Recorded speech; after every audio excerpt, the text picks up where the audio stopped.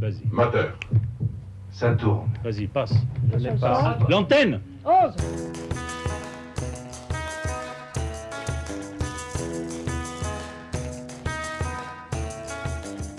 Si vous me posez encore la question, le binge-watching est ce que l'on pourrait appeler une boulimie télévisuelle. Cette expression est construite en référence au binge-drinking, qui est le fait de boire beaucoup d'alcool d'un coup afin d'être ivre le plus rapidement possible.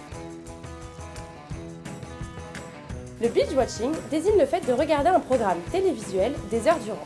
Ce terme est construit à partir de l'anglais to binge, se goinfrer, se saouler, et to watch, regarder. On l'utilise le plus souvent pour désigner l'action de regarder beaucoup d'épisodes d'une même série à la suite. Selon l'Oxford English Dictionary, ce terme était déjà utilisé dans les années 90 au sein des communautés de fans de séries télé.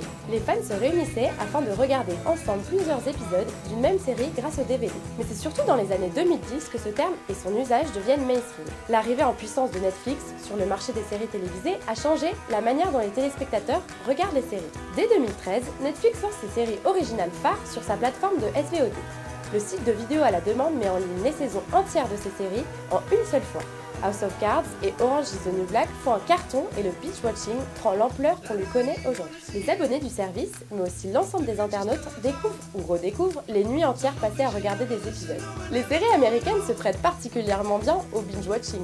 Elles sont généralement composées de 5 saisons qui comptent parfois plus de 20 épisodes durant, chacun de 20 à 40 minutes. Pas moyen de fermer l'œil avant d'avoir tout fini. Mais cette expression est plutôt négative. Elle évoque la figure du téléspectateur couch potato, passif devant sa télévision, affalé sur son canapé, passant son temps à boire du soda et manger des chips. C'est ce qui fait dire à Todd Bieling, un des producteurs de Netflix, qu'il n'aime pas cette expression et qu'il préfère le terme de marathon.